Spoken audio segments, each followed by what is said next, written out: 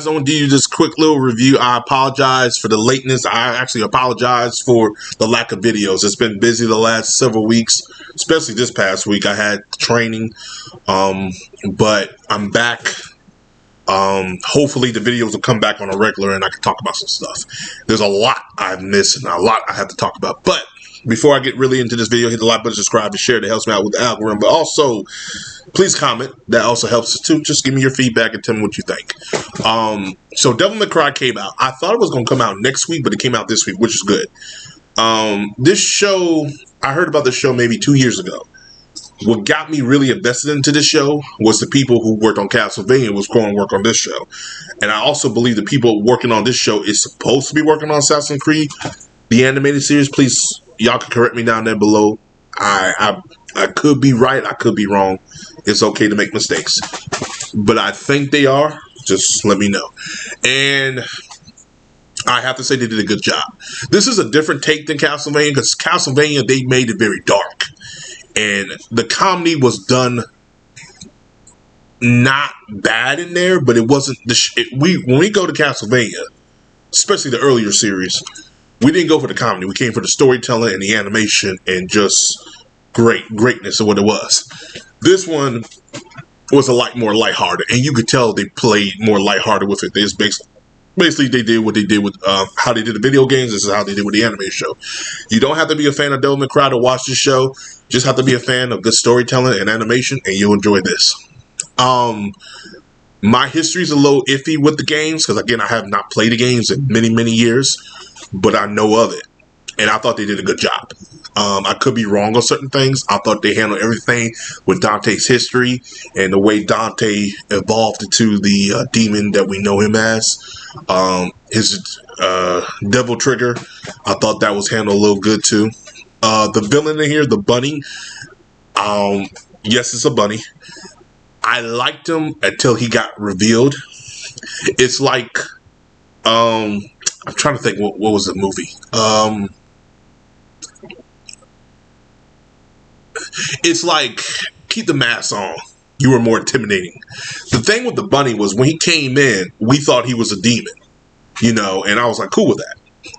When you keep watching the show, more gets revealed and more gets find out about what he truly is and why he's doing what he's doing. It's not for the people.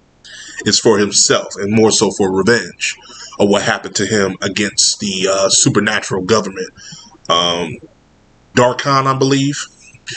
And so you're like, really? We're doing this? And you're like, well, okay.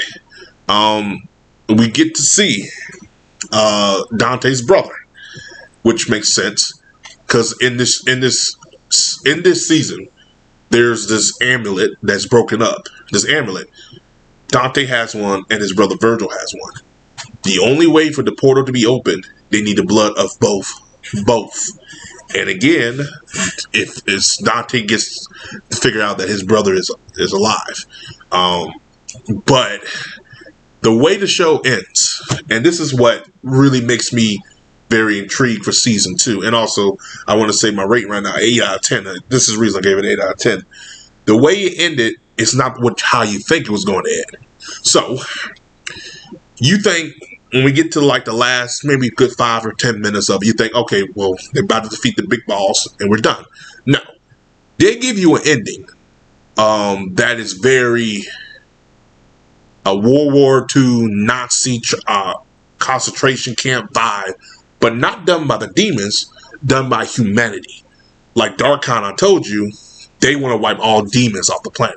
Also, I want to put out there, the vice president, I believe, of the company is voiced by Kevin Conroy, which shocked the hell out of me because I thought Kevin Conroy, his last role was Batman, Suicide Squad, the video game. That's what I thought. That was it. I thought that was his last role. Apparently not. And this is his, I guess you could say this is his last role he's ever done. I guess you could say that was his last role as Batman, but this is his last role he's ever voice for the character. And they got him throughout the whole show, and I thought he did a great job.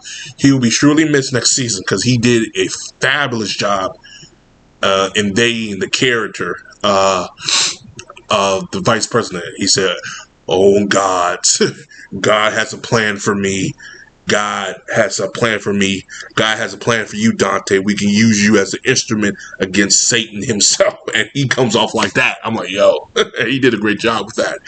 Um, but yeah, it's they get they get a device that opens a portal to the demon realm, and we'll keep calling it the demon realm. And they go in there and start putting the demons in concentration camps and everything. We get to see towards the end, Virgil breaks out a couple of the demons, and we also get to see Dante in pretty much I won't say incapacitated, but he pretty much he's locked up. They got Dante locked up. So yeah, Dante's not functional at the moment. They got him on ice. So I like how they did that. I like how they handled that situation. I like how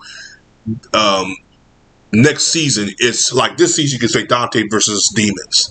You could say a little bit of that. But next season is going to be more of Dante versus humanity and maybe a sprinkle of demons, but more so humanity. And I like that aspect of it. I think that's an interesting aspect of it. Darkon's going to be the big bad next season, and I really would love to see how that plays out. And I think this team will do a great job with that. It's doing well on Netflix right now. Let me. I'm wonder where. Forgive me, guys. I just had my remote. Well, last I seen it was like number 3 or number 4 right now when it just came out.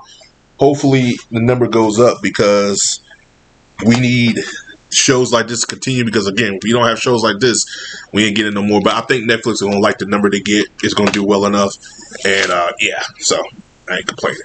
But as always, guys, like, subscribe, peace, have a Johnson day. Yes, I am back, and I'll see you guys in the next video.